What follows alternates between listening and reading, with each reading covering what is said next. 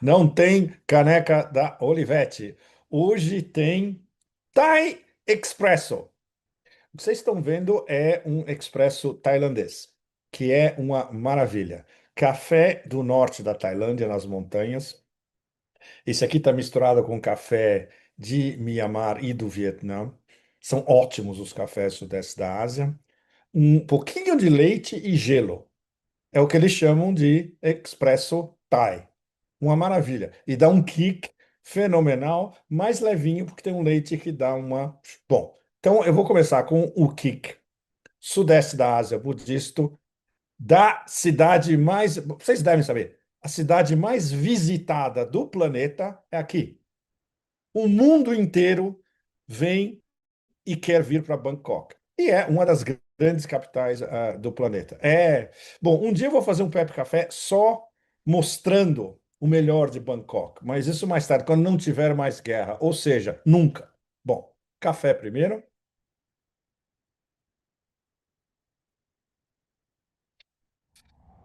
E vamos entrar na loucura de novo.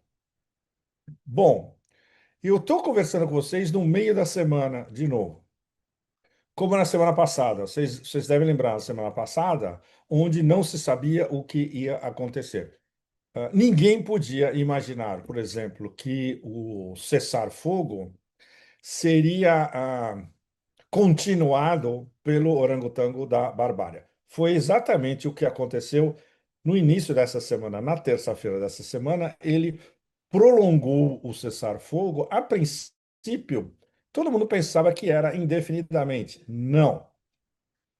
5 minutos antes de vir aqui falar com vocês agora, a última de Orangotango da Barbária, que pode mudar 100 vezes até o final da semana, é que ele deu um prazo novo entre 3 e 5 dias. Ou seja, até pode ser, se correr sexta-feira ou exagerando até domingo, para uma negociação Islamabad 2.0, que é o que todo mundo estava esperando que pudesse ter acontecido no início dessa semana.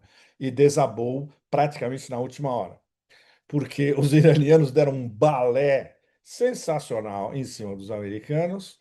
Os americanos estavam a ponto de mandar o avião do J.D. Vance e o avião com Tweedledee, Tweedledum, Dumb and Dumber, Witkoff e Kushner saindo de Miami, o avião de Vance saindo de Washington, estavam prontos para voar para Islamabad e os iranianos até o final, eles ficaram fantasmando os americanos por trás. O balé foi sensacional.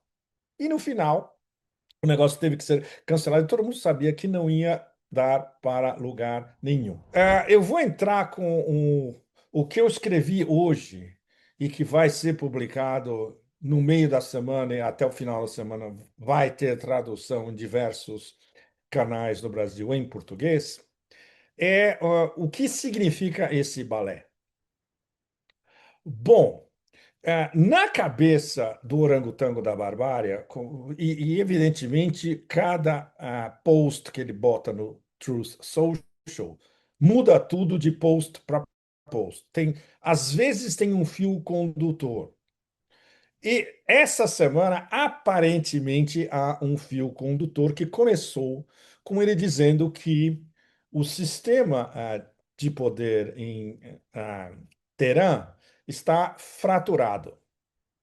Isso é uma palhaçada completa, porque isso é o que os sionistas em torno de Trump e os que têm acesso direto a ele, não é muita gente, 5 ou 6 no máximo, em diversas posições, ah, falando no seu ouvido e que ele retém, e esses vagabundos não têm ideia do que acontece nos corredores do poder em Teherã. Vários de nós temos essas informações pelos nossos contatos em Teherã, vários deles conhecidos, um deles é o professor Marandi, mas Há outros, o professor Fuad Izadi, da Universidade de Teherã também. E, no meu caso, vários outros contatos que eu fiz e refiz na minha última viagem ao Irã, no ano passado, quando a gente estava fazendo o nosso documentário sobre o corredor Rússia, Irã, Índia. E e eles nos confirmam exatamente o que está acontecendo nas mais altas instâncias decisórias de poder. Há um choque conceitual, interpretativo, de um complexo extremamente, de um processo extremamente complexo, desculpe, que é esta guerra que não para, e já há mais de 50 dias, e evidentemente tem interpretações diversas, e isso se translada para a opinião pública iraniana. A reação do Irã a esta guerra imposta é motivo de debate em qualquer café que você vai, em Teherã, em Shiraz, em Isfahan, em Mashhad, no país inteiro. Mas lá em cima, quem decide se pode-se dizer que o sistema está unificado e é bastante forte. Então, resumindo para vocês como funciona o Irã lá no alto, no sistema decisório. Ah, É um novo sistema, ou seja, é um sistema em transição. Afinal, eles estão imersos numa guerra, num estado de guerra e uma guerra existencial. Ou seja, nada poderia ser mais sério do que isso. Ah, no centro decisório tem o que emergiu desde o início da guerra, com o assassinato do Ayatollah Khamenei, eu defini como um quarteto, porque é, na verdade, um quarteto. São os quatro mais importantes que tomam as decisões mais importantes. Então, tem o chefe do IRGC, dos Guardas Revolucionários, o Ahmad Vahidi, a figura que fala para o mundo e que agora é reconhecido do Saara ao Gobi e ao meio da Tasmânia, o speaker do parlamento, Mohammad Ghalibaf, o secretário do Conselho de Segurança iraniano, o Mohammad Zolgadar, estava na delegação que foi para Islamabad 1, e o secretário do Conselho de Expediência, que é o conselho que organiza as decisões mais importantes, ligando a sociedade civil com digamos, o clero xiita, o establishment religioso. E digamos, essa organização da teocracia democrática iraniana, que é um sistema extremamente complexo. O Mohsen Rezai, todos eles super importantes, esses quatro, veteranos da guerra Irã-Iraque, ou seja, eles sabem o que é uma guerra de verdade. Então, esse novo sistema, segurança é o principal.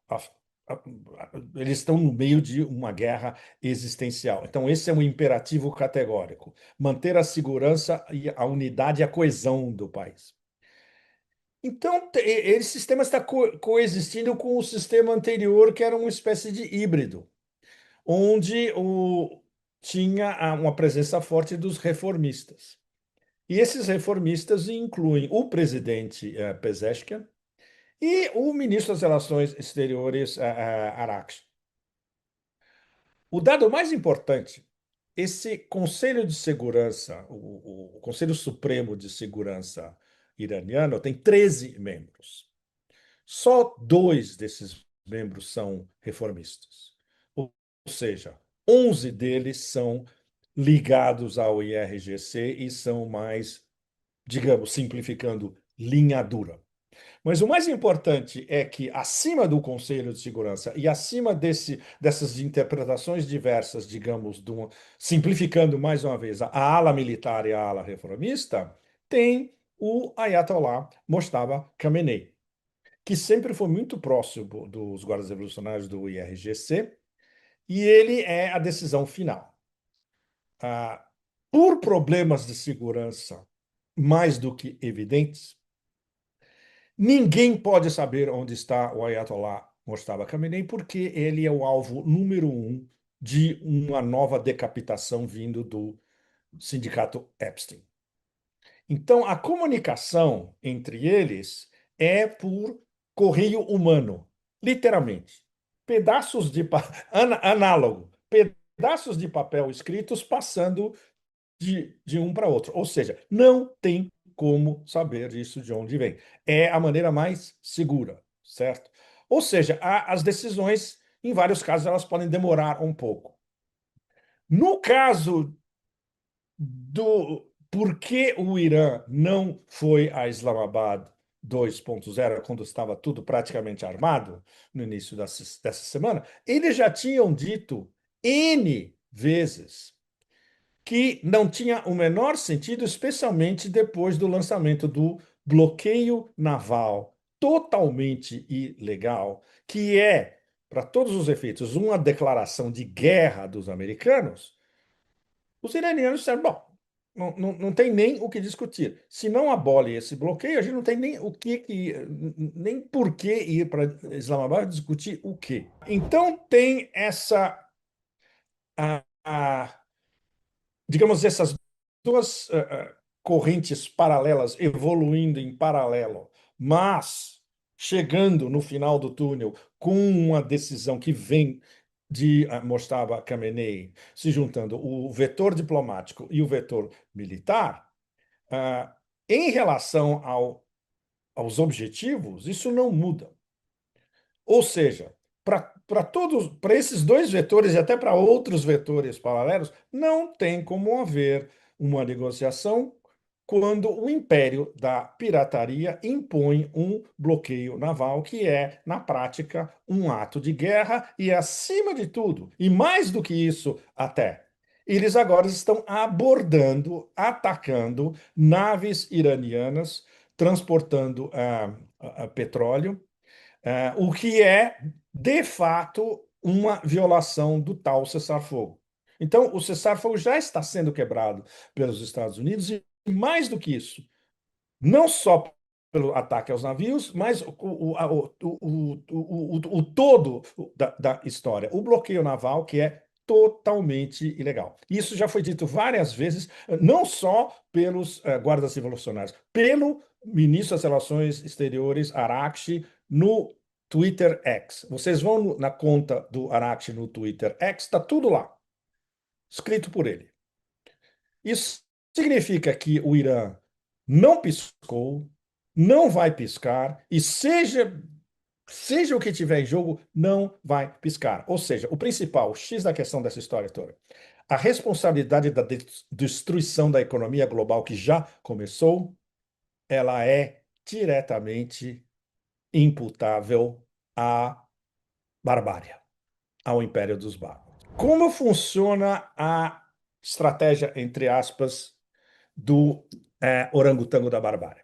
Eu uso essas metáforas, analogias, acrônimos, etc., para tentar ah, deixar assuntos extremamente complexos ter um pouco de swing, pelo menos. Mas o fundo da questão é extremamente sério. Reduzindo a estratégia, entre aspas, de Donald Trump, que é permeada de acessos de demência e de raiva profunda. É uma pessoa extremamente raivosa e vingativa. E isso em todas as suas relações interpessoais e políticas. São três princípios extremamente crus, super crus. Exercer pressão máxima, que é o que ele fez durante Trump 1.0, continua fazendo em Trump 2.0, um prazo atrás do outro. E ficar vociferando ameaças extremamente sérias de destruição da infraestrutura civil do Irã. Isso também é um crime de guerra. Agora, o que os iranianos fizeram antes para colapsar Islamabad 2.0? Eles usaram uma tática brilhante: silêncio estratégico. Silêncio estratégico total. Ou seja, não só Trump, como todo mundo em volta, ficou completamente descombobulado porque eles não sabiam o que os iranianos estavam pensando. Claro, se eles estivessem pelo menos lendo os tweets de Araghchi no X, tá tudo lá explicado em detalhes, e não só, e vindo também de Galibaf, de outros chefes militares, etc. e tal. Não, eles ignoram completamente o outro lado, o que é típico do Império. O Império nunca escuta ninguém. Ah, então, o que que ele podia fazer? Perdido nesse fog total. Taco. Trump always chickens out. E é maravilhoso, já tem um videozinho de Lego sensacional tirando um sarro monumental dessa última tacoada do orangotango da barbárie.